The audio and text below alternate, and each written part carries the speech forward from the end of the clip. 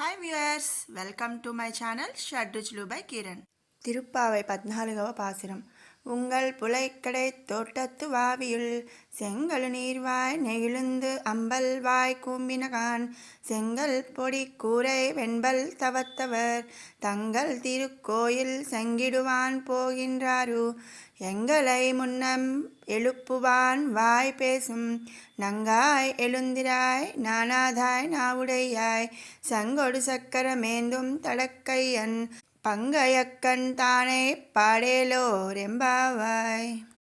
అంటే స్నానము చేయుటకు గోపికల నెల్లరను మేల్కొలిపినదని పలికి నిద్రపోవుచున్న ఒక ఆమెను ఇందు మేల్కొలుపుతున్నారు. ఈ బాలికకు ఊరివారినందరను ఒక త్రాటిపై నడపగల శక్తి కలదు. ఓ పరిపూర్ణురాల, నీ పెరటిలోనున్నది గుడుబావిలో ఎర్రతామర పువ్వులు వికసించినవి, నల్ల కలువలు ముడుచుకొని పోవుచున్నవి అనగా తెల్లవారుచున్నదని భావము.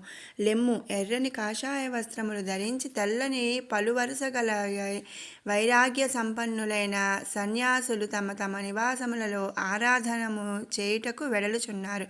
లెమ్ము, నీవు ముందుగా మేల్కొని వచ్చి మమ్ములను లేపెడియట్లు మాట ఇచ్చితివి, మరచిపోతివా? ఓ లజ్జలేనిదానా, లెమ్ము. ఓ మాట నేర్పు కలదానా, శంఖమును చక్రమును ధరించి అట్టియు ఆజానబాహువునగు పుండరీకాక్షుని మహిమను గానము చేయుటకు రమ్ము అని ఈ పాసుర భావము.